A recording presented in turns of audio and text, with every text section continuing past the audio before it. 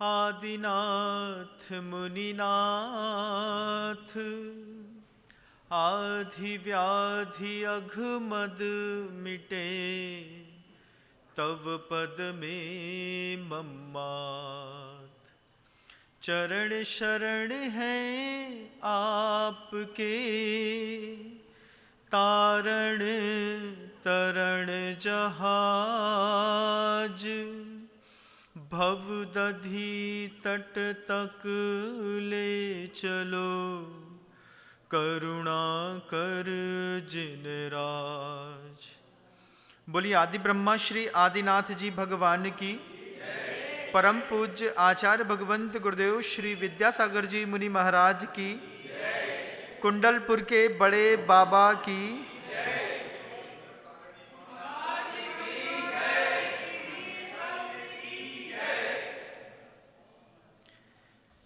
भारतीय जैन दर्शनों में एक कथानक प्रायः करके सभी लोगों को पता है। गज कुमार श्री कृष्ण के जो पुत्र थे, वे समव शरण में जाकर के दीक्षा लेकर के आ गए। दीक्षा लेकर के लौटे तो नदी की ठंडी छांव में किनारे पर पेड़ के नीचे जाकर के बैठ करके ध्यानस्थ हुए, और वहीं पर सोमिल ब्राह्मण जो था, उसने जब गज कुमार को पास में आकर के देखा कि इसने कल ही तो मेरी कन्या से विवाह किया था और आज इसने साधु धर्म स्वीकार कर लिया है। जैसे उसने सोचा कि साधु धर्म स्वीकार किया था, कन्या से विवाह किया था, आज साधु धर्म स्वीकार कर लिया है, सोच करके उस सोमिल का दिमाग काम नहीं किया। लोग बार बार ये चीज कहते हैं कि गज कुमार मुनि के ऊपर बहुत भारी उपसर्ग हुआ। उस उपसर्ग का ये परिणाम निकला कि गज कुमार मुनि को केवल ज्ञान प्राप्त हो गया। पूरी दुनिया में इस बात की प्रसिद्धि है कि सोमिल ब्राह्मण ने गज कुमार मुनि के ऊपर उपसर्ग किया, उनके माथे के ऊपर एक सिगड़ी जैसी बनाई, मिट्टी की बाढ़ लगाई और उस पे अंगारे रख दिए। पूरी दुनिया में गज कुमार स्वामी की प्रतिष्ठा और सोमिल ब्राह्मण की निंदा होती रही।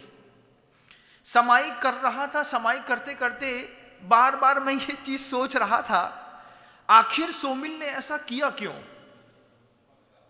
तब बहुत दूर में जाकर के वो बात समझ में आई कि बाप का सिर काट दो चल जाएगा, लेकिन अगर बच्चे को कोई कुछ कहता है तो बाप को कभी बर्दाश्त नहीं होता।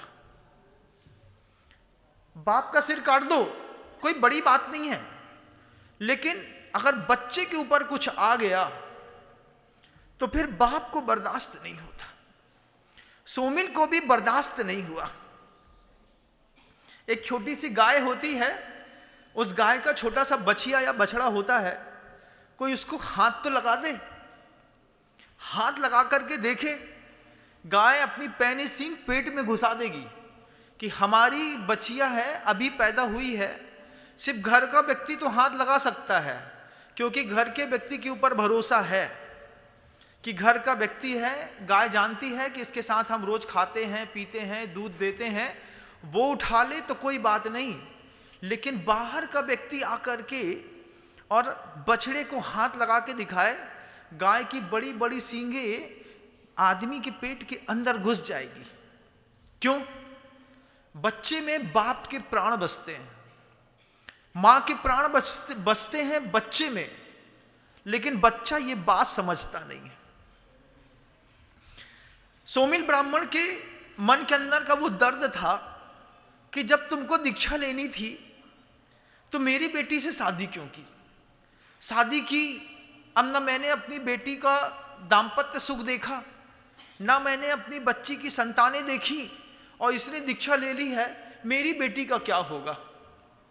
संतति में प्राण बसते हैं बच्चों, जिन बच्चों को ये लगता है कि हमारे माँ बाप हमको चिल्लाते हैं, डांटते हैं, डपटते हैं, क्रोध करते हैं। मैं दुनिया के हर बच्चों से कहना चाहता हूँ, कभी माता पिता का दर्द देखो। वो तुम्हारे लिए जीते हैं, तुम्हारे लिए कमाते हैं, तुम्हारे लिए झूठ बोलते हैं, तुम्हारे लिए दुनिया में एक स्टेटस खड़ा करते हैं। उन सब के पीछे माता पिता के मन के अंदर का भाव रहता है, मेरे बच्चे को सब मिलना चाहिए। संतति में बाप का प्राण बसता है। कोई दुश्मन सामने दिखाई दे तो पिता तो उसकी गर्दन उतार दे कि तुमने हमारे बच्चे को कुछ कहा, तुमने हमारे बच्चे के साथ कुछ गलत किया तो अच्छा नहीं होगा। पिता को तकलीफ कब होती है कि हमारा बच्चा बर्बाद भी हो रहा होता है और दुश्मन भी सामने दिखाई नहीं देता। बच्चे को आदत लग गई सिगरेट पीने की, तंबाकू खाने की, शराब पीने की, ड्रग्स पीने की। बच्चे को आदत लग गई लेट नाइट पार्टी करने की। बच्चे को आदत पड़ गई स्पर्शन इंद्रिय संबंधी काम भोग की कथाएं करने की। छोटी उम्र में हर चीज की एक उम्र होती है, और उम्र होने के साथ साथ हर चीज हर उम्र में सबको मिलती है। जब तक आपकी दोस्तों की भी कंपनियां नहीं होंगी, थोड़ा बहुत पाप को देखना छूना कोई बुरा नहीं है। लेकिन कुछ लोग ऐसे होते हैं कि कंपनी जो होती है फ्रेंड्स की, वो बच्चों की पूरी जिंदगी बर्बाद कर देती है। किसी अपोजिट सेक्स वाले से बात करना, मिलना, एक एज फैक्टर होता है। उस एज फैक्टर में 15, 16, 17 साल का जब बच्चा होता है, उसको इन सब चीजों में बड़ा आकर्षण लगता है, क्योंकि वो यथार्थ को नहीं समझता। बुद्धि जाना सरल बात है, लेकिन कई बार कंपनियां ऐसी होती हैं कि आपके घर की जवान बेटियों को या फिर जवान लड़के को, दोनों को बर्बाद कर देती हैं। छूना अच्छी बात थी, लेकिन बर्बाद हो जाना बहुत बुरी बात थी। उस वक्त कभी सोचो, जो बच्चे ड्रग्स एडिक्शन में फंसे रहते हैं, जिन बच्चों को बहुत ज़्यादा हाइपर शराब पीने की आदत हो जाती है, वल्गर कंटेंट देखने की आदत हो जाती है, एंड्रॉयड में घुसे रहने की आदत हो जाती है, और जो माता पिता से बहुत बेहूदे तरीके से घर के अंदर बात करते हैं। पापा का पैसा भी लेते हो, पापा से मोबाइल रिचार्ज भी कराते हो, पापा से पेट्रोल भी लेते हो, पापा से गाड़ी भी लेते हो, पापा से बुरा भी कहते हो, और एक ही घर में रहते हो। इस बात को हमेशा ध्यान रखना कि संतति में पिता के प्राण बसते हैं। पिता जितनी मेहनत करता है घर के अंदर सिर्फ अपने बच्चों के लिए, और अगर बच्चे उनको गलत रिजल्ट दें, अगर बच्चे ये सोचे कि हमारे बाप ने हमारे लिए किया ही क्या है, भाषाएं बदलती हैं, शब्द पिताजी कहते, पापा कहते, बहुत अच्छा था, लेकिन बिल्कुल उच्चतम स्तर तक शब्दों के विद्रूपीकरण को करके जब बच्चे ये कहते हैं हमारे बाप ने हमारे लिए किया ही क्या है, वो बाप भी सोचता होगा कि तुम्हारे लिए मंदिर गया, भगवान से प्रार्थना करी, शांति धारा करी, तुम्हारे लिए तीर्थ यात्रा करी, तुम्हारे लिए तुम्हारी माँ को डॉक्टर के पास लेकर के गया, तुम्हारे लिए बीसीजी के इंजेक्शन लगवाए, तुम्हारे लिए इलाज लिया, तुम्हारे लिए क्या क्या नहीं किया।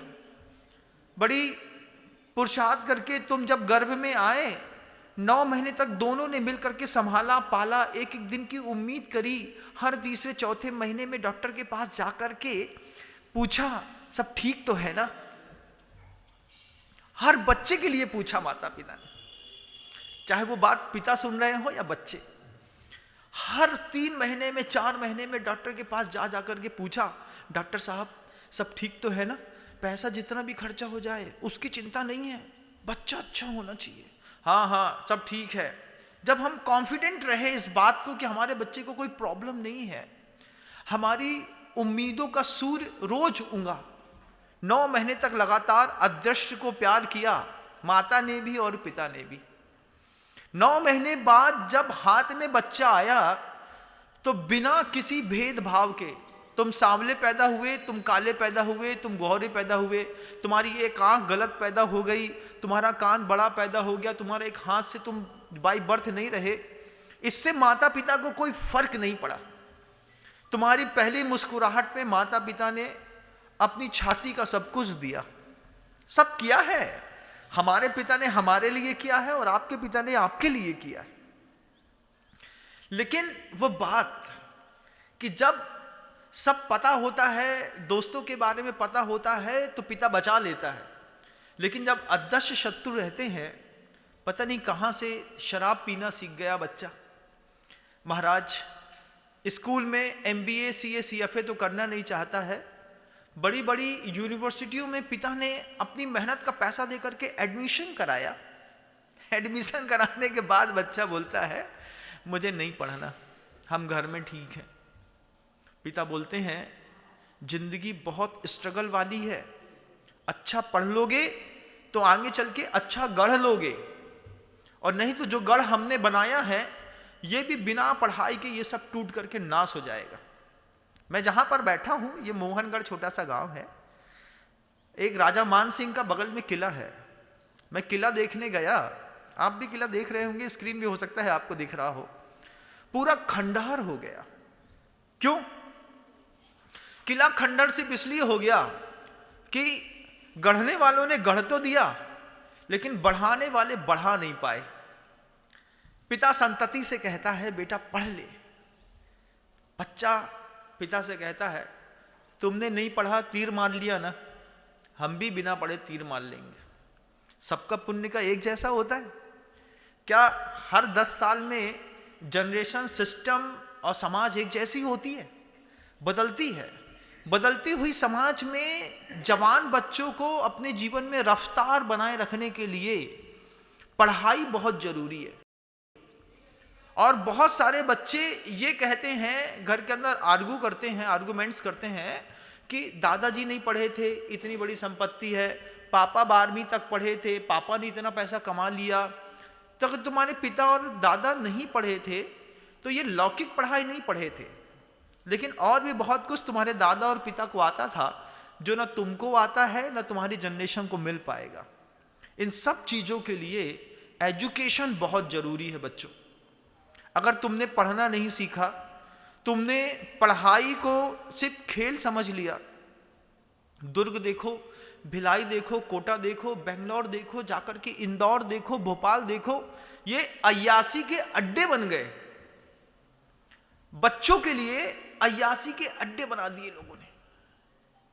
वहीं पर हॉस्टल के बाहर आपको पान, बीड़ी, सिगरेट की चीजें मिल जाएंगी।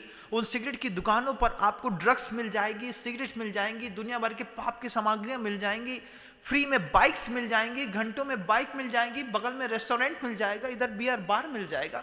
कितना बड़ा कैपिटल खड़ा कर लिया लोगों ने सिर्फ तुम्हारे बच्चे को बिगाड़ने का। हम सोचते हैं हमारा बच्चा इंदौर में पढ़ेगा, भोपाल में पढ़ेगा, कोटा में पढ़ेगा, दुर्ग भिलाई में पढ़ेगा। 5-7 ऐसे हब बन गए जो एजुकेशन के नाम पे पूरे भारत में प्रसिद्ध हैं।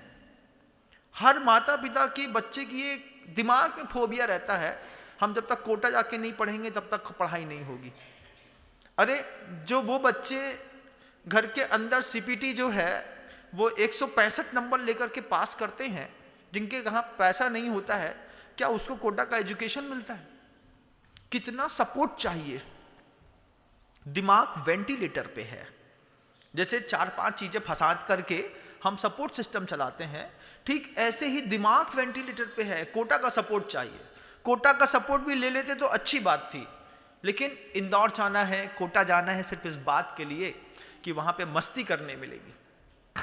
अच्छे हॉस्टल पे एडमिशन करा दिया तो बच्चे बोलते हैं हॉस्टल में तुमने मुझको बांध दिया है। उनके चेहरे का इंप्रेशन देखिए आप। माता पिता को ऐसा चिल्लाते हैं कि हॉस्टल में बांध दिया। सुबह 7 बजे उठो, दूध पियो, जाकर के पूजा करो, फिर अभिषेक करो, फिर वहां पे शुद्ध भोजन करो, फिर योगा करो। अरे जिंदगी काहे के लिए थी? अब वो इंदौर में हॉस्टल में बच्चा रहना नहीं चाहता। वो कहता है मैं बाहर कमरा रहकर लेकर के रहूंगा। स्वतंत्रता है, जब चाहे बियर बार में चले जाएं, जब चाहे सिगरेट पी ले, जब चाहे लड़कियों के साथ घूम फिर ले, इस बात की स्वतंत्रता का बहाना, शिक्षा का बहाना लेकर के स्वच्छंदता सीखती हुई आज की युवा पीढ़ी इंदौर, भोपाल के आप जाकर के, भोपाल के एमपी नगर जोन 2 में और डीबी मॉल के नीचे जाकर के आप जाकर के सिर्फ देखिएगा बंधु, फ्री वाईफाई मिल जाए, बैठने के लिए एक अच्छा सा स्पॉट मिल जाए, आपका बच्चा कुछ भी करने की ताकत रखता है। ऐसी स्थितियां कई घरों की बन गई, जैन समाज की भी और अदर कास्ट पे भी।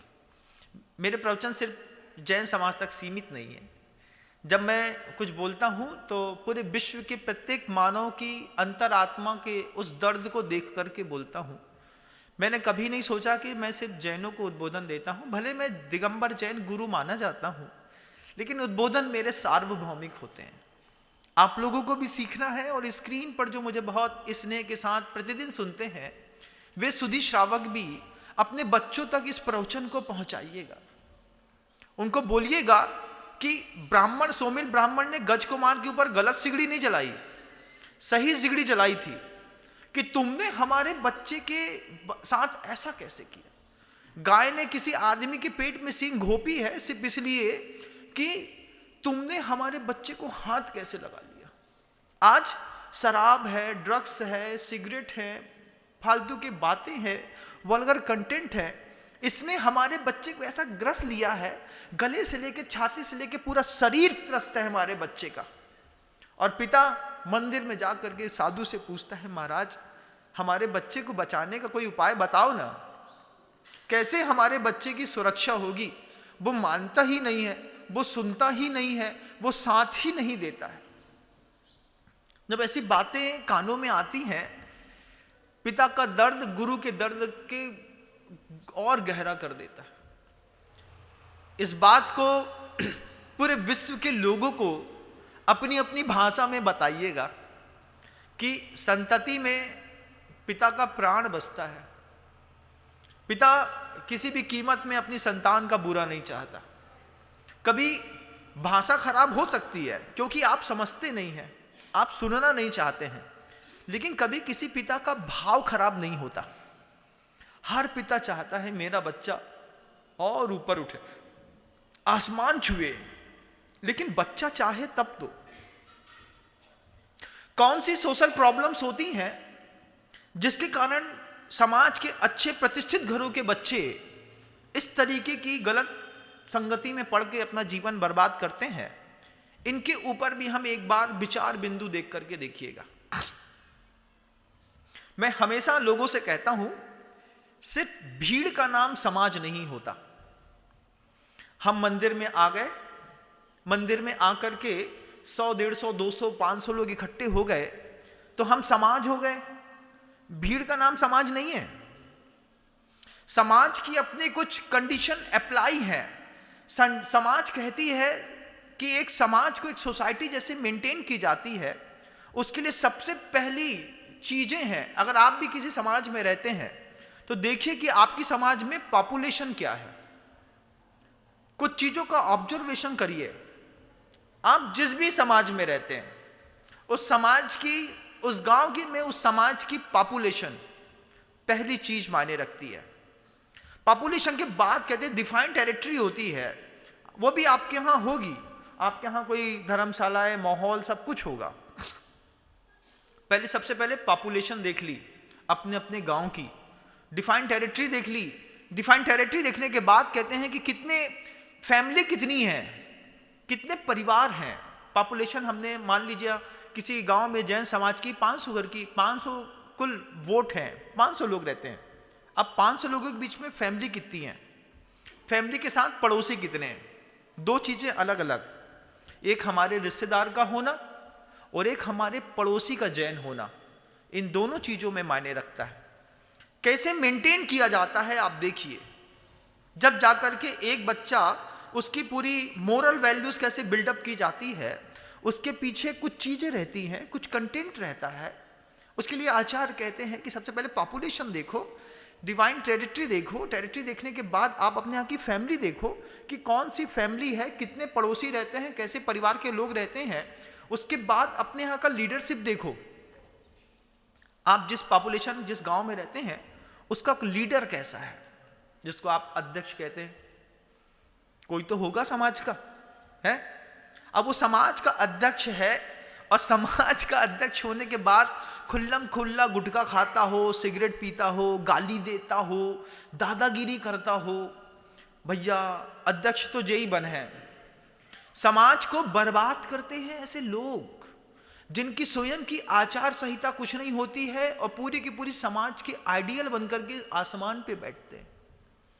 अगर आप समाज के लीडर बन गए हैं तो अपना खुद की इनर वर्ल्ड एनर्जी और अंदर का कैरेक्टर पहले बिल्डअप करना पड़ेगा।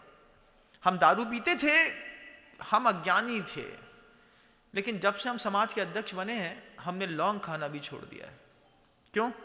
क्योंकि हमको देख करके हमारे घर की बहुएं, हमारे समाज के बच्चे, हमको देख करके हमारे समाज के दूसरे लोग भी गलत बात सीख जाएंगे। समाज का एक बेहतरीन लीडर खड़ा करना पड़ता है। फिर वो बहुत सारी चीजें होती हैं। लीडर के साथ एक कमेटी होती है, कमेटी कहते हैं जो बिल्कुल एडवांस सिस्टम होता है।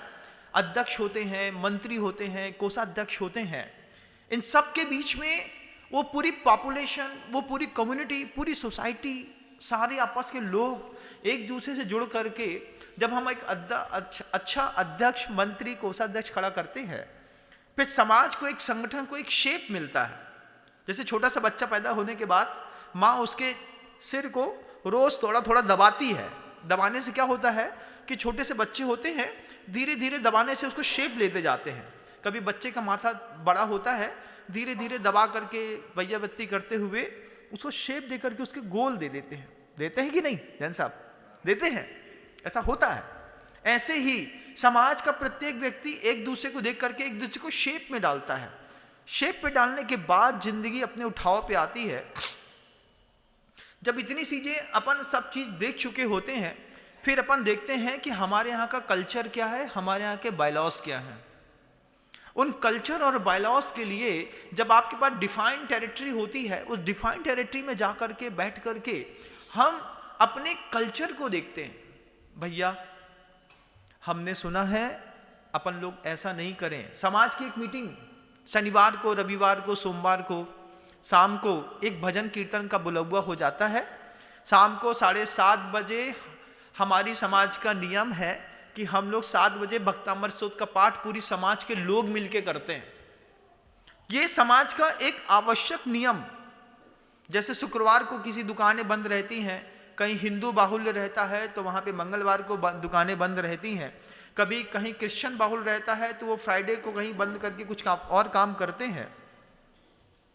एक कैरेक्टर, एक बायलॉज आपकी पूरे के पूरे शहर में, नगरों में, आपकी कॉलोनियों में होना चाहिए कि मंगलवार के दिन, सोमवार के दिन, गुरुवार के दिन आप चॉइस कर लीजिए, आपकी जो भी इच्छा है, आपको जिस दिन कंफर्टेबल रहता है। शाम के समय का एक रूल्स बनाइए। उस रूल्स बना के बोलिए कि हमारी समाज में 100 लोग रहते हैं, मंगलवार के दिन शाम को 7 बजे पूरे के पूरे लोगों को एक साथ आकर के मंदिर जी में भक्तामृत स्तोत्र का पाठ करना है। चाहे वो जवान बेटियां होंगी, बूढ़ी महिलाएं होंगी, पुरुष होंगे, वृद्ध होंगे, कोई भी होंगे। और फिर अध्यक्ष और मंत्री, कोषाध्यक्ष इत्यादि जो होते हैं, उनके पास इतनी तो सामर्थ्य, इतनी ताकत और इतनी छूट मिलनी चाहिए कि वो समाज के बीच में बैठ करके, जैसे गुरु बैठ करके आपको समझा रहा है, ऐसे समाज के व्यक्ति जब समाज के व्यक्ति को समझाएगा कि देखो माहौल खराब चल रहा है, फलाने समाज की एक लड़की को अगवा कर लिया गया, फलाने समाज का एक लड़की यहाँ पे इस घर में जाकर के भग गई, इनके घर में ऐसा हो रहा है। सामाजिक चर्चा समाज के बीच में बैठ करके करी और उसमें कुछ रूल्स बना दिए जिसको आप लोग बायलॉज कहते हैं। हमारी समाज में ऐसा होता है, आप लोग समझ लीजिए। एक बार स्ट्रिक्टली रूल्स बना करके जवान बच्चों को एक बार कान में दे दिया तो बच्चे कहीं बाहर भी पाप कर रहे होंगे तो उनको समाज का भय पैदा होता है। इससे समाज के छोटे छोटे बच्चों का कैरेक्टर मेंटेन रहता है। एक लगाम तो चाहिए ना। अगर किसी की लड़की ने फलानी जात में शादी करी तो उसको समाज से पत्ता कट। एक बार हमने 15, 17, 18, 20, 22, 24, 26 साल के जवान बच्चों के बीच में, पूरी समाज के बीच में ये बात कह दिया उनके यहाँ का हुक्का पानी नहीं होगा, उनके घर में मिट्टी में कोई बैठने नहीं जाएगा, कोई मिट्टी नहीं उठाएगा, कोई उनकी शादी का खाएगा नहीं। एक बार बोल के देखना पड़ता है। देखिए, जब बोलेंगे, देखेंगे, करेंगे, तब जा करके ये समाज के जो बच्चे हैं जो बहक रहे हैं, अदृश्य शत्रु है। दिखाई दे रहा होता तो बाप तो गला पकड़ लेता, लेकिन दिखाई नहीं दे रहा है तो क्या करेगा। उस वक्त समाज की एक जवाबदारी बनती है कि पूरी समाज के लोगों को एक साथ खड़ा करके इस तरीके के अनुशासन संविधान संहिता को वाचन करके बता दिया। हर हफ्ते में एक बार उस बात को रिवीजन करा दिया। महीने में एक बार पूरी की पूरी सोसाइटी की मीटिंग लेकर के बैठ करके उनको समझा दिया, स्ट्रिक्टली कर दिया। एक भी समाज बर्बाद नहीं होगी। हम छोटे समुदाय के बड़े लोग हैं। कौन है? हमारा समुदाय छोटा है पूरे विश्व में, जैन समाज का, लेकिन छोटे समुदाय के हम बड़े लोग हैं। हमारे पास आर्थिक संपन्नता बहुत है। कितनी है? बोले इतनी है कि कोई अंदाजा भी नहीं लगा सकता। जैसे राजा महाराजा सारे मर गए और मर करके सबके सब जैन बन गए, तो उनकी रहीसी जैन में आज भी घुसी हुई है। हमारी छोटे समुदाय के बड़े लोग और कई जगह बड़े समुदाय के छोटे लोग। अब छोटे समुदाय का जब बड़ा आदमी बड़े समुदाय के छोटे आदमी की बराबर की सोच रखेगा, बड़े समुदाय के छोटे बच्चे किसी इंजीनियरिंग की कोर्स करके वो पैसा कमाना चाहते हैं क्योंकि उनका समुदाय बड़ा है, उनके पास पैसा कम है, उसका इंजीनियर बनना जायज है। लेकिन हम छोटे समुदाय के बड़े लोग हैं, हमारे पिता का इतना बड़ा फेमस बिजनेस है, हमको इंजीनियरिंग करने की जरूरत नहीं है। पिता का पैतृक व्यवसाय भी संभालेंगे तो आसमान कर देंगे पिता के व्यवसाय को। ये सारी चीजें हमको सिखानी पड़ती है, बतानी पड़ती है। आचार्य कहते हैं अपनी पूरी सोसाइटी को मेंटेन करने के लिए समाज प्रॉपर एक जगह जाकर के चंदा देती है। चंदा से अपनी पूरी समाज में मिलकर के एक स्कूल या एकेडमी खोलनी पड़ती है। मुसलमानों में देखिएगा मदरसे खोल लेते हैं, जरा जरा सी बात पे उनका बोर्ड का बायलॉज बना लेते हैं, वहीं पे पहली से लेकर के 8वीं 10वीं 12वीं तक पढ़ा देते हैं। हमको हमारा बच्चा पढ़ाना है, जैन समाज का बच्चा पढ़ाना है, हम क्रिश्चियन स्कूल में भेज रहे हैं। हमसे बड़ा मूर्ख कौन होगा? अरे जब हमारा वर्चस्व है, जब हमारे पास मंदिर के नाम पे जमीनें हैं, प्रॉपर्टियां हैं, बिल्डिंग स्ट्रक्चर खड़ा करना है। एक बिल्डिंग स्ट्रक्चर 1.5 करोड़ रुपए का खड़ा कर लिया, समाज का पैसा दान में लेकर के, अपनी समाज के अच्छे शिक्षक रख लिए वहां पर। एक MP बोर्ड का, UP बोर्ड का, CS बोर्ड का, या फिर आप CBSE का, किसी का भी आपने एक कोई बोर्ड का सहारा ले लिया, अपने बच्चों को अपने कॉन्स्टिट्यूशन के हिसाब से पढ़ाया।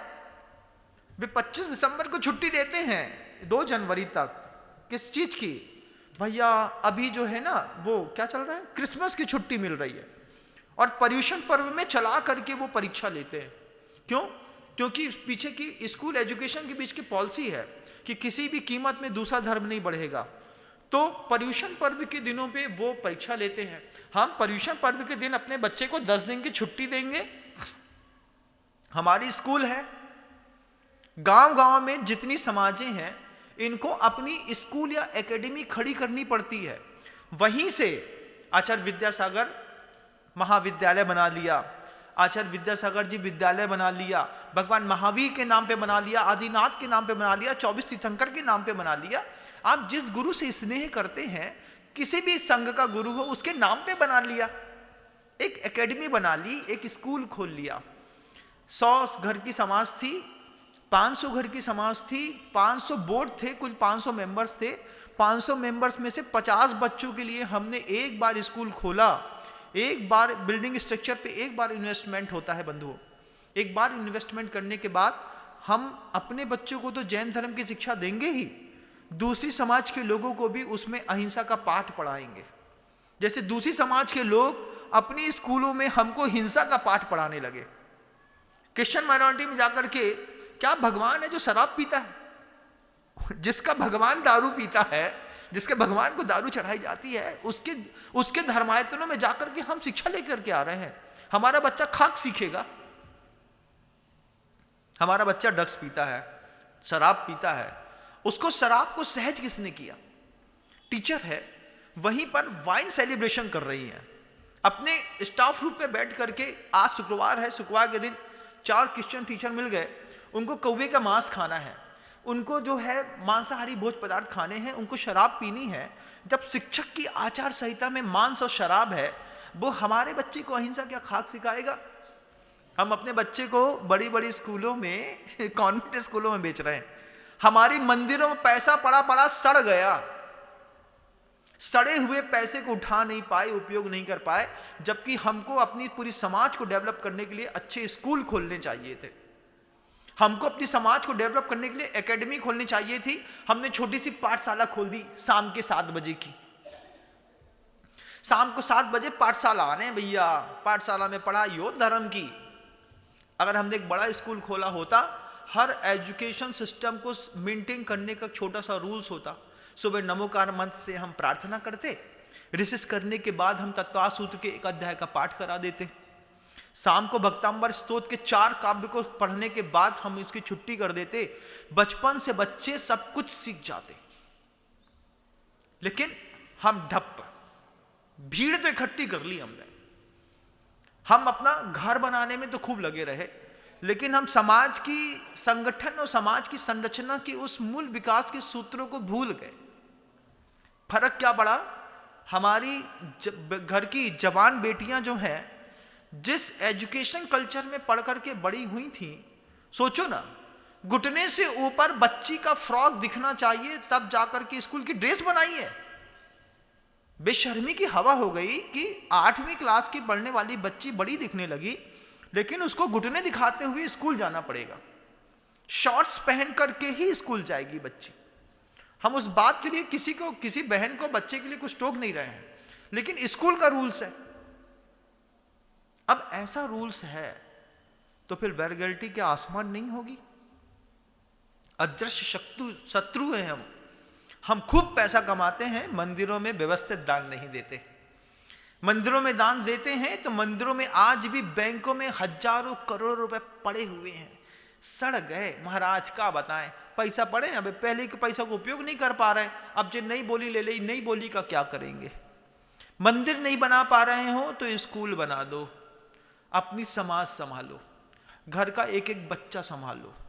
एकेडमी का बच्चा जब जाकर के स्कूल एजुकेशन को पढ़ेगा, आपकी समाज आसमान हो जाएगी।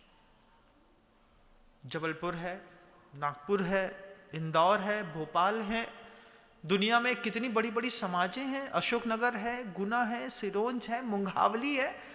महाराष्ट्र में जाकर के देखिए, दर्द है। महाराष्ट्र में 1200 घर की समाजें हैं। जैन समाज का आदमी होकर के दूसरे के खेत में गन्ना काट के जीवन जी रहा है। हमारे पास तो पैसा इफरात पड़ा है, लेकिन उनको संभालने वाला कोई नहीं। जो जैन धर्म के लिए जान देने तैयार हैं, उनके लिए हमको धन देने की तैयारी करनी पड़ेगी। या तो आप संभालिए, या तो ये जवाबदारी मैंने ली है तो मेरा सहयोग करिए। लेकिन मैं आप सबसे कहना चाहता हूं कि एक स्ट्रक्चर को खड़ा करना है। संतति में अगर पिता के प्राण बसते हैं तो पिता के पुरुषार्थ से अर्जित किए हुए धन का तब तक हम इस तरीके से उपयोग नहीं करेंगे, हमको इतिहास कभी माफ नहीं करेगा। बच्चा पूछेगा कि हमारे पिता ने क्या किया।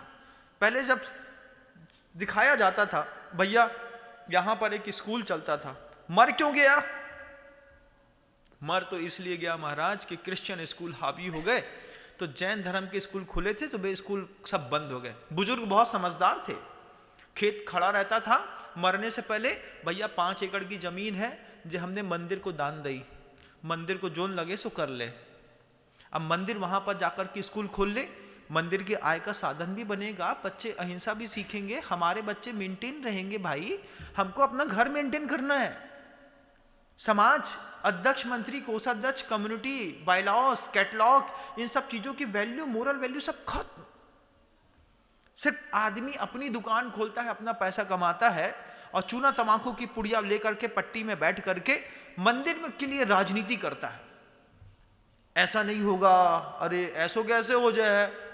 दान देना नहीं है और ज्ञान देने के लिए आ गए। हम हमेशा कहते हैं जो दान दे वो ज्ञान दे, जो दान न दे वो ज्ञान की बातें भी न करे। कितना ही बड़ा ज्ञानी क्यों ना हो, अपने घर में चुपचाप बैठे, फिर ये बोले कि महाराज आप जैसो के हो सो सब सही है। काय दान हमें देने नहीं आ और हम चाहते हैं कि 15 करोड़ रुपया को मंदिर बन जाए। ठीका क्या वो कोई ऊपर से कोई टपकता है क्या? आपको खुद करना पड़ता है। जिनको अपनी जवाबदारियां पता है वे तो चुपचाप आकर के बोरियां भर करके दे जाते हैं, और जिनको जवाबदारियां पता होने के बावजूद अकर्मण्यता है या लोभ है, ऐसे लोग फंसे रहते हैं। सिर्फ इतना ही नहीं रहता, उसके बाद कहते हैं व्यवसायिक संभावनाएं भी एक समाज के स्ट्रक्चर को खड़ा करने के लिए देखा जाता है कि क्या व्यावसायिक संभावनाएं हैं हमारे यहाँ, हम किस तरीके से अपना काम करते हैं, हम दुकान चलाते हैं, हम इंडस्ट्री चलाते हैं, हम कितने पैसे वाले हैं। हम जितने भी पैसे वाले हैं उस पैसे वाले के हिसाब से चैरिटी करनी पड़ती है। हर बड़े बड़े जितने भी इंडस्ट्रिस्ट हैं वे सब चैरिटी के मामले में भी महारथी हैं। लीजिए ना महाराज, आ रहा है ना, पुण्य से खूब आ रहा है, थोड़ा सा और कहीं उपयोग हो जाए मेरा सौभाग्य है। हाथ जोड़ते हैं, धन भी देते हैं, सौभाग्य भी मानते हैं, ऐसे लोगों को स्वर्ग मिलता है। और देने के बाद हाथ मलते हैं, अरे फालतू में पैसा फंस गए भैया, महाराज ने कही 75,000 देने पड़ गए, अभी मत दो 75,000 मेरे कहने पर। फिर जब तुम अपने लड़के को बचाने के लिए 5 लाख रुपए कोर्ट में खर्चा करोगे तब तुमको 75,000 की कीमत पता चलेगी कि अगर महाराज के कहवे पर स्कूल बनावे के लाने, बच्चा पढ़ावे के लाने पैसा दे दे होते तो आज हमें 5 लाख कोर्ट में खर्चा ना करने पड़ते। जब वे लड़के हैं जो बड़े स्कूलों में पढ़ते हैं और फिर रमी और MCX खेलते हैं और 50-50 लाख रुपए अपने पिता का बर्बाद कर देते हैं, और फिर पिता को धमकी देते हैं हमसे कुछ कहा तो हम फांसी लगा लेंगे। पिता और सन्न हो जाता है, वो अपने अतीत में आंख बंद करके देखता है, क्या सोच करके भगवान को सीफल चढ़ा करके ये बच्चा मांगा था, ये बच्चे को मैंने पाला। बच्चा बोलता है मैं फांसी लगा के मर जाऊंगा अगर मुझसे पैसे की बात करी तो, और पैसा नहीं दिया तो भी फांसी लगा के मर जाऊंगा। मजबूरन में ऐसे अदृश्य शक्तियों से पिता हार जाता है, लेकिन बंद कमरों में खूब रोता है। बंद कमरों में पिता को लगता है कि क्या हो गया, क्या सोच के संतानें आई थी और क्या कर बैठे हम, गलतियां कहां थी कि हमने अपने समाज के स्ट्रक्चर को बिल्डअप नहीं किया। पूरे देश की जैन समाज इस उद्बोधन को सुन करके दूर दूर तक फैलाए, लोगों को सरवाइव करे, ट्रांसपोर्ट करे, बताए कि ये प्रवचन सुनो, जरूरी है अपनी समाज का स्ट्रक्चर खड़ा करने के लिए। गुरुदेव कहते हैं अगर ये सारी चीजें नहीं है कैसे समाज चला रहे हो? कोई अंधा ही होगा जो अंधेपन में अपनी मंजिल तक पहुंच जाए, नहीं तो अंधे को तो गिरना पक्का रहता है। आचार्य कहते हैं उसके बाद वैल्यूज हैं, बायलॉज हैं, उसके बाद ट्रांसपोर्टेशन सिस्टम भी होता है कि भैया कई परिवारों में कोई सुविधाएं नहीं होती हैं तो मंदिरों में वो सुविधाएं देनी पड़ती है। यहाँ से वहाँ जाने के लिए मंदिर में एक गाड़ी खड़ी है, कछु नहीं है। हम जानत हैं हमारे घर के अंदर करोड़पति हैं, हम ठीक हैं, हमारा पड़ोसी जैन धर्मावलंबी होने के बावजूद गरीब है। हमने क्या किया, मंदिर में एक बड़ी गाड़ी ला करके, बस ला करके खड़ी कर दी, ये गाड़ी हमारी तरफ से मंदिर जी को दान। क्या है भैया, काम कहाँ है, ऐसा नहीं बोलो, बोलो उसमें किसी भी परिवार को तीर्थ यात्रा करनी हो उसमें डीजल डलवा लो और घूम करके आकर के वापस गाड़ी खड़ी कर देना। जब ये थोड़ा सा सहयोग मिलता है, इस सहयोग से समाज का एक एक व्यक्ति जुड़ता है। इन्वेस्टमेंट सिर्फ एक बार होता है, लेकिन उस एक बार की इन्वेस्टमेंट से ट्रांसपोर्टर की जब आपने कन्वेंस करने के लिए, यहाँ से वहाँ कनेक्टिविटी बनाने के लिए किसी को सपोर्ट दे दिया, फिर समाज को लगता है कि मैं किसी भी कीमत में अपनी समाज नहीं छोड़ूंगा। आपका बच्चा समाज में है क्यों नहीं, आप समाज में है क्यों नहीं, क्योंकि अध्यक्ष हैं, मंत्री हैं, कोषाध्यक्ष हैं, लीडर करने वाले लोग हैं। इनको कभी इस बात का पाठ या संविधान बताया नहीं गया कि बड़ा बनने के बाद ये सारी जवाबदारियां एक साथ मिलकर के संभालनी पड़ती हैं। शनिवार को, गुरुवार को, रविवार को शाम को 7 बजे भक्तामर स्तोत्र के पाठ की, अखंड पाठ की एक व्यवस्था 1 घंटे की। छोटी छोटी बच्ची और बड़ी से बड़ी बहू सब इकट्ठे रहेंगे 1 घंटे के लिए एक मंदिर के अंदर। एक बार अपने मंदिर के अंदर समाज को बैठा के देखो, फिर पता चलेगा मंदिर कितना छोटा है। अभी तो मंदिर बहुत बड़ा लगता है क्योंकि 6-7 लोग बैठे रहते हैं, बाकी जगह खाली रहती है। एक बार एक साथ एक स्पॉट पर एक भगवान को मानने वाले, एक गुरु को मानने वाले जब एक साथ बैठ करके भक्ताम मर प्रणत मौलि मणि प्रभाणाम मुद्दोदकम दलित पाप तमोबितानाम पढ़ेंगे, तो जिस लड़की के मन के अंदर पाप पड़ रहा है, सिगरेट पीने वाला लड़का है, ड्रग्स पीने वाला लड़का है, दारू पीने वाला लड़का है, उसको भी rule to be must compulsory, तुमको आना ही पड़ेगा, बैठना ही है, हमारे यहाँ का रूल्स है। वो वहां पर पड़ेगा। तो जो शराब के प्याले में अपने आप को डुबो रहा है, क्या भक्तामर स्तोत्र का सामूहिक मंत्र पाठ उसके जीवन का वाइब्रेशन चेंज नहीं करेगा? 100% करेगा। लेकिन हमारे यहाँ के बायलॉज नहीं है। और फिर वो जो बुजुर्ग लोग हैं, उनकी चेतना ऐसी मरी हुई है कि वे प्रवचन सुनने के बाद भी बोलेंगे, अरे कौन करेगा महाराज, कुछ नहीं, सुनते साथ पहली मीटिंग लगानी है ट्रस्ट कमेटी की और बोल देना है अगली बार 7:30 बजे से ये सब होने वाला है और सबको उपस्थित होना है। 2 बार लोगों के घर जाकर के बोल आओ, माली को मत भेजो, खुद हो आओ। भैया 7:30 मतलब 7:30, हाँ भैया दुकान बंद करके आ रहे हैं। एक दिन का जिंदगी जी के देखो कि जैन समाज की दुकानें शनिवार के दिन शाम को 7 बजे बंद हो जाएंगी। 2 घंटे पहले बंद करने से बहुत बड़े अमीर आदमी तो नहीं बन जाओगे। सिर्फ एक दिन शाम को 7 बजे हम दुकानें बंद कर लेंगे, पूरे देश की समाज एक साथ एक नियम बना ले, कोई भी एक नियम, एक दिन का नियम बना ले, रविवार का नियम बना ले कि रविवार को छुट्टी रहती है, रविवार को लगता है आपका बिजनेस डे बहुत अच्छा रहता है, सोमवार का नियम बना लो कि सोमवार के दिन शाम को 7 बजे पूरे देश की जैन समाज की दुकानें शाम को 7 बजे बंद हो जाएंगी। अपने अपने मंदिरों में पूरे परिवार को लेकर के बैठेंगे, भक्तामृत स्तोत्र का पाठ करेंगे, अपनी कम्युनिटी, अपनी सोसाइटी को डेवलप करने की बातें करेंगे, चर्चा करेंगे, एक दूसरे को समझेंगे, मजबूरियां समझेंगे, उठाने के लिए सहयोग करेंगे, तब जाकर के समाज स्थिर रहती है और एक एक बच्चा उसमें बंधा रहता है। ऐसी समाजों के बच्चे बर्बाद नहीं होते। क्यों? हर बच्चा सिस्टम से बंधा है। आचार्य कहते हैं उसके बाद भी अपनी फील्ड के माहिर लोगों को इंप्रेशन देना पड़ता है। आपकी समाज है, आपकी समाज में कोई ना कोई व्यक्ति तो होगा जो अपनी फील्ड में बिल्कुल माहिर है या एक्सपर्ट है। उन लोगों को वैल्यू देनी पड़ती है, प्रशंसा पत्र देने पड़ते हैं, समाज के बीच में खड़े करके उसका सम्मान करना पड़ता है। इस बच्ची ने पिछले महीने टेस्ट एग्जाम में पूरे जैन समाज में सबसे ज्यादा नंबर लेकर के आई। एक बार एक गिफ्ट दे के देखिएगा पूरी समाज के बीच में, अगली बार बच्चों में पढ़ने की होड़ लग जाएगी। संतति में प्राण बसते हैं बच्चों के, कि बच्चे सही हैं तो पिता को संतोष रहता है कि मेरा पुरुषार्थ करना, मेरा पैसा कमाना सार्थक हो गया। लेकिन अभी तो पैसा कहां जाएगा महाराज, बड़ी चिंता होती है, कहां फंसे हम। सोचिए, बाहर का माहौल खराब है, पिता के प्राण बसते हैं, और संतति खराब होती है बाहर के जब माहौल से।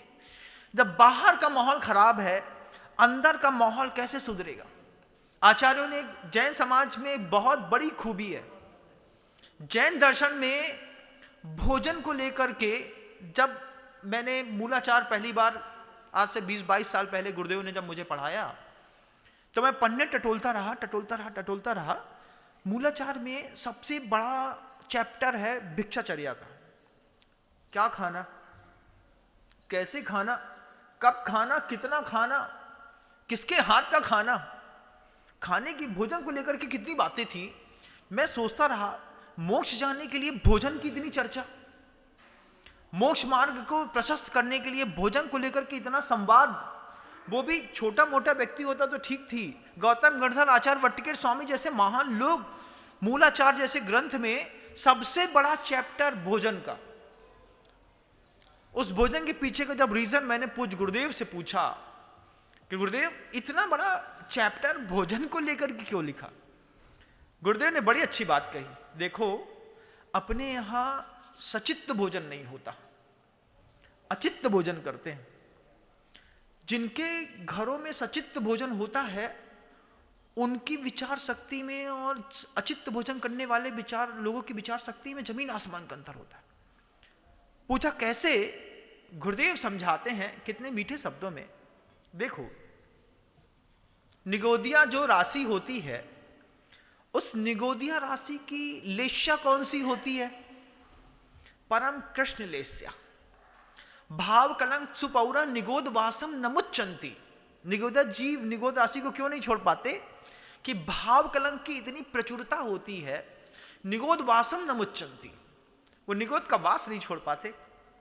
परम कृष्ण लेस्या का धारी कोई जीव है, निगोद की राशि है, सचित्त भोजन किया, अनछने पानी के बने भोजन से वो वहीं पर मर गया। अनछने पानी का प्रयोग किया तो वो सारे के सारे आपके पेट के अंदर पहुंच गए।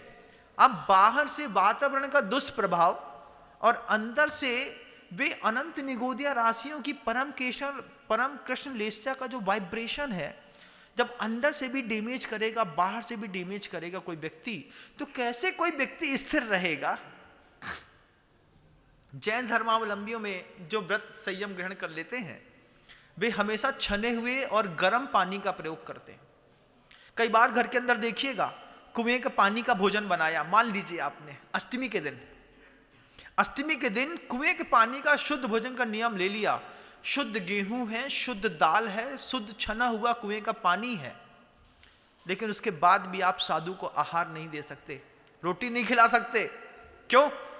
महाराज, ठंडे पानी से गेहूं मतलब आटा उसन दिया। अब भोजन कराने वाले साधु का जो आटा साधु के लिए रोटी बनती है, उसको भी गर्म पानी करते हैं। पानी को गर्म करके फिर थोड़ा सा ठंडा करके उसकी मर्यादा बनी रहे, उसकी दी हुई रोटी और ठंडे पानी के उसने हुए आटे की रोटी में अंतर हो जाता है। वो कह देते हैं जो ठंडे पानी की रोटियां हैं जो महाराज को नहीं दे सकते। सब अच्छा था, कुएं का पानी, शुद्ध गेहूं, शुद्ध दाल होने के बावजूद साधु हमारे चौके से बाहर चला गया। सब अच्छा है महाराज, दे क्यों नहीं पाए? क्योंकि वस्तु सचित्त थी, अचित्त नहीं थी। अगर अचित्त जल से हमने वो दाल उसनी मतलब आटा उसना होता तो हम रोटी भी दे पाते, दाल भी दे पाते, सब कर पाते। अब अंदर जाकर के शुद्ध सात्विक जब भोजन जाता है, वो गढ़ंत आलू, प्याज, लहसुन, ये चीजों में मतलब वे दुनिया के लोग जो जैन समाज के बच्चे होने के बावजूद भी आलू, प्याज, लहसुन खाते हैं। हम लोग कभी जब शहरों में, नगरों में जाना होता है, कभी मंदिर के बगल से किसी बढ़िया की किसी के घर से आलू, प्याज, लहसुन की बास भी आती है तो सहन नहीं होती, कितना गंधा आ रहा है, और एक को उसी में मजा आ रहा है। क्या अंदर के वो जो कृष्ण लेस्याओं के परिणाम हैं, वो दाल में लहसुन भी मिलाएगा, प्याज भी मिलाएगा, फिर उसको मसकेगा, मसलेगा, फिर खाएगा। और इधर साधु को उसकी सिर्फ हवा की गंध भी आ गई तो उसका जी उछराता है, उसको लगता है अरे यार ये लहसुन की बास आ रही है, मैं सात्विक भोजन कैसे कर लूं? रहने का प्रभाव पड़ गया। भोजन का प्रभाव भी आपके घर के अंदर आपके बच्चे को बर्बाद करने और आबाद करने में निमित्त बनता है। संकल्प करिए, संतानें बिगड़ रही हैं तो माता पिता संकल्प कर ले कि घर के अंदर आलू, प्याज, लहसुन नहीं खाएंगे, अनछने पानी का प्रयोग नहीं करेंगे, जीवन में चमत्कारिक परिवर्तन आते हैं। मैं बहुत कुछ कह गया, शब्दों को विराम देता हूं बंधुओं, लेकिन दिल मानता नहीं है। मन अभी भी ऐसा कहता है कि पूरी विश्व की जनता जिसको मैं अपना मानता हूं और जो मुझे अपना मानती है, कोई भी परिवार का एक भी बच्चा जब बहकता है, जब कोई बेटी बहकती है, तो ऐसा लगता है कि मेरे घर का ही कोई सदस्य बहक गया। और उस स्ट्रक्चर को खड़ा करने के लिए सिर्फ जवाबदारी परिवार के सिर्फ पिता की नहीं होती, पूरी समाज की होती है। पूरी समाज के लोगों से कहना है अपने उस स्ट्रक्चर को बिल्डअप करिएगा, अपने पैसे का सदुपयोग करिएगा और हर एक बच्चे को बचाने के लिए पुरुषार्थ करिएगा। आपका शासन जीवंत रहे, आपके धर्म की सुरक्षा बनी रहे, आपकी संतानें आपके हाथ में रहें और किसी भी पिता को किसी के सिर पर आग न लगानी पड़े। इन्हीं भावनाओं के साथ शब्दों को विराम देता हूं। गुरुदेव श्री विद्यासागर जी मुनिराज। जा वाणी के ज्ञान से सूझे लोकालोक, सो वाणी मस्तक नमो सदा देत हूँ धो। हे जिनवाणी भारती तो हे जपो दिन रैन, जो तेरी शरणा गहे सो पावे।